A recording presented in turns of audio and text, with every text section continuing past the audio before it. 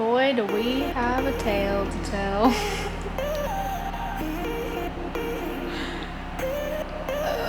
Guten Tag.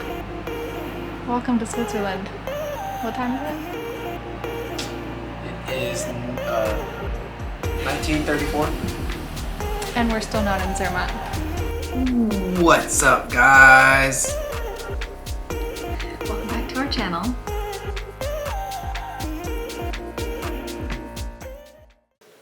Today is Sunday, October the 5th. Today was kind of a traveling day, so we're just gonna kind of tell you about it because it was a day again. So this morning I woke up pretty early to walk to the parking garage where we left our rental car so that I could bring the car to the front of the apartment, and so we would be able to shuttle all of our suitcases and stuff out of the rental, out of the Airbnb, and just go as soon as I got there, because we had a certain amount of time to drive to church. So that was the plan.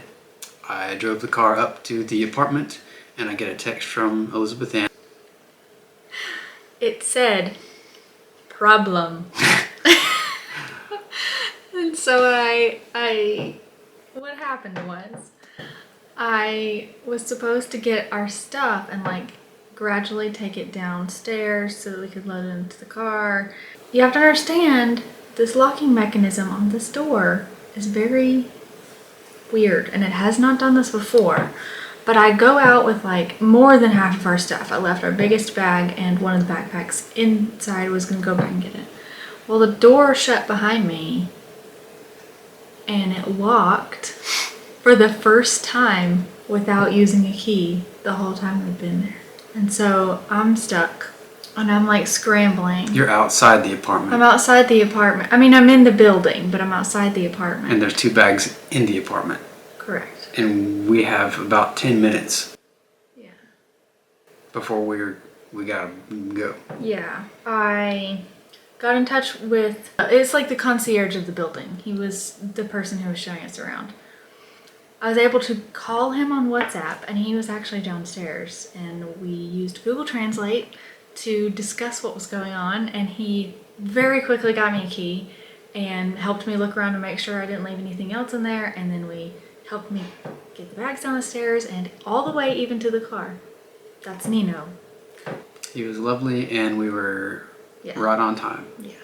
We drove the around about an hour to Alessandria, east of Turin, and we went to church with him. There were a couple people that spoke some English. The preacher didn't speak any English, but we were able to use Google Translate to communicate and kind of understand what was going on. And they were very welcoming and thankful to have visitors. It seems like they don't have many, especially people from the US that come through there. So we got back to Turin and immediately went to return our rental car. We were right on time, really early actually. And that's when our journey began. The plan was Turin, Milan, Domodossola, Visp, Zermatt. So we started this journey. All by train. By train. So we get on our first train and make it to Milan pretty quickly. It was on the, was it Frecciarossa? Yeah, Frecciarossa, that is run by Trenitalia, which is the government-run train service. They do most of Italy's. Yeah, but you didn't know. I didn't know that. Frecciarossa is their fastest. It's the type of train. It's the fastest train. It goes up to 300 kilometers an hour. It was zoomy. Which is, I don't know what it is. It's fast. It's really fast. Informiamo i gentili passeggeri che il treno alta velocità Frecciarossa 9321. Maybe forever.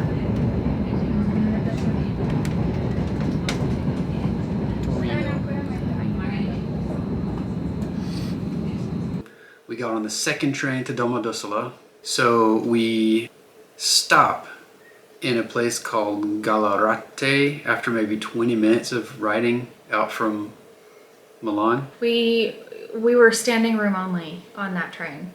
It was completely packed. And so we get to Gallerate and we think, oh, well, it's going to continue taking us to Domodossola. No, we get there and the train to Domodossola has been canceled. And they said there will be a bus that will take you to Domodossola. As we were pulling up in the train station, they said very quickly, and there will be a bus to take you the rest of the way to Domodossola. And they were great getting us, like, hustling us all on there. There was a person. Yeah. Guy like came up like Domodossola, and we were like, yeah, okay, this way. Yeah. But So we we didn't figured- know that it was canceled before we took the train. Yeah, so they were trying to get you to Domodossola, but it wasn't going to be on time. We ended up missing our Domodossola train by like over an hour. An hour. Traffic was crazy. Yeah. And so we're just like sitting on this bus, going through these little cities, having their little festivals, which looked like a lot of fun. But then he had to stop at every stop, like normal. And it was just so incredibly slow. We finally made it to Domodossola, right? But we're still, now we've missed our train, so we've got to book all new trains to get us to Zermatt. So we finally find a route that would get us to Zermatt on 3 separate trains. So we booked that, and it was going to be a little bit of time. So we actually had a nice little dinner, but like right on the sidewalk in front of the train station. They had like what they called the snack and then like coffee stuff, panini. Yeah. So we got pizza and panini.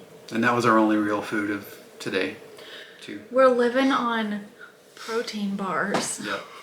and pizza. At least we got them. But then we went from Domodossola to Brig, then to Visp, and finally to Zermatt.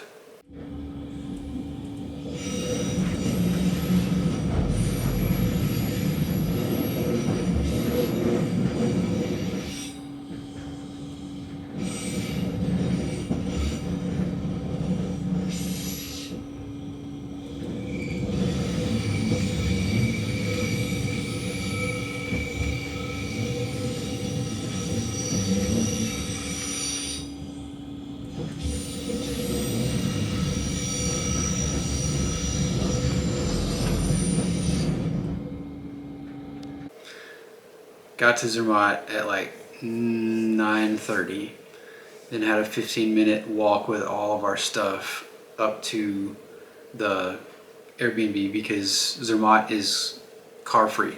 There's no cars at all, so you're walking everywhere. We're here in the Swiss Alps in our Airbnb. I guess that's the day. That's the day. Now we're gonna like watch TV. Yeah. There's TV here. Gonna watch TV. Ciao Ciao. and Guten Tag. Guten Tag. And bye. Bye.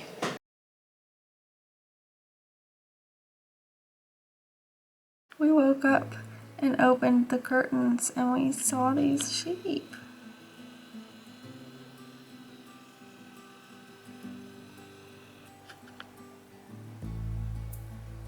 And a couple babies.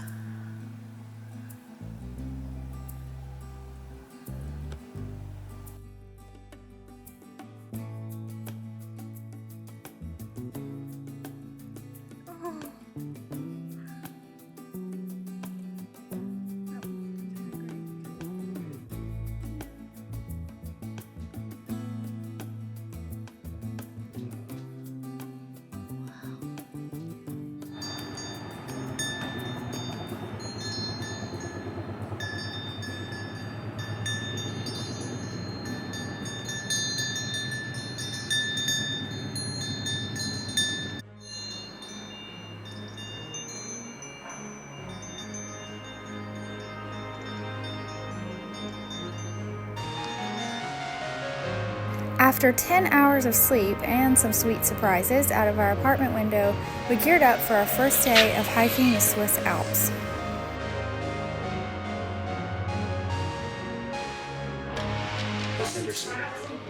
Okay. These are our Peak Pass tickets. So we can do outdoor activities for 2 days. Woo. The Peak Pass tickets would let us use any of the cable cars, lifts, or trains throughout Zermatt.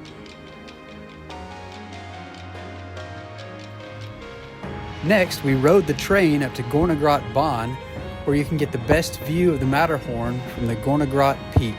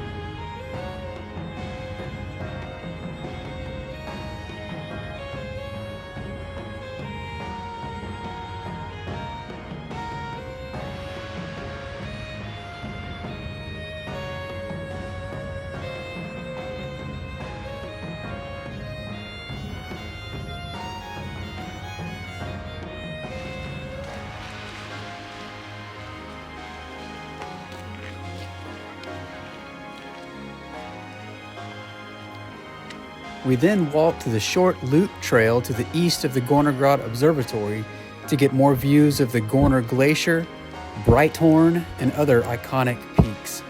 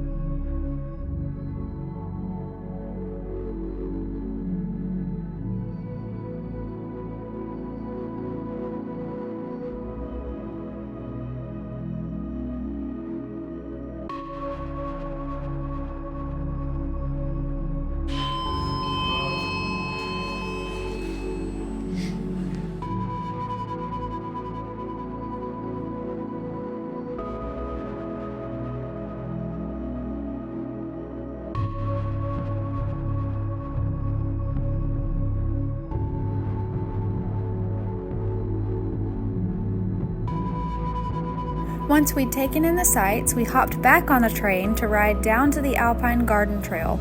I'll let that speak for itself.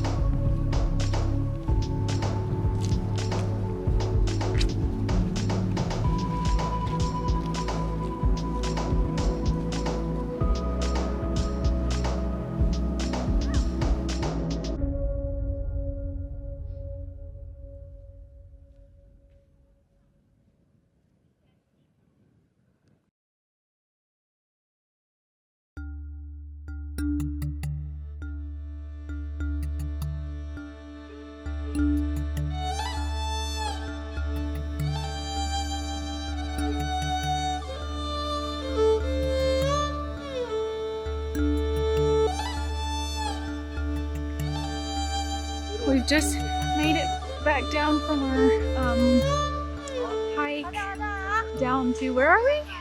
Riffle Sea. Riffle Sea? Riffle something. So, yeah, we're gonna go catch the train back down. We're taking Riffelberg down to hit the Mark Twain Trail, and then we'll take the Mark Twain Trail through Riffel Alp and up to the Riffel Alp station, and from there probably to Zermatt.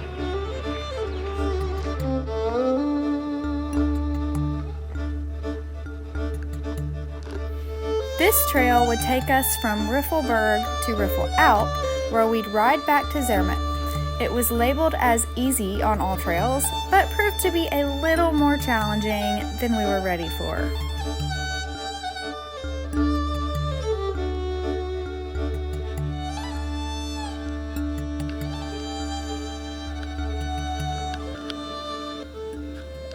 There's these little trees that are right on the edge of the tree line,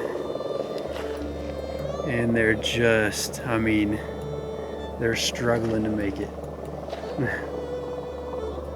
But they're just at that transition where trees really can't, or these trees anyways, really can't make it, and they just stay little bitty.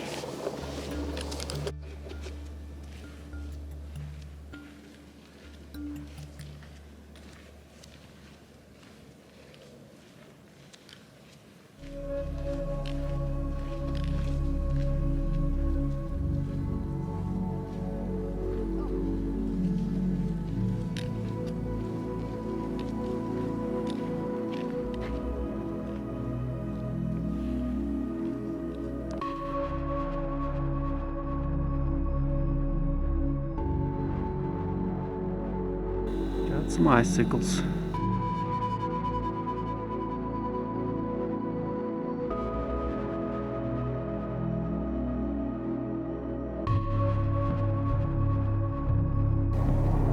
And there's Riffel Alp. Getting into some more trees now as we come down the mountain. This trail has 1,000 feet drop for every mile you go, so it's been pretty steep, and there's a little bit of ice on the trail, so it's making it tricky. We're going slow.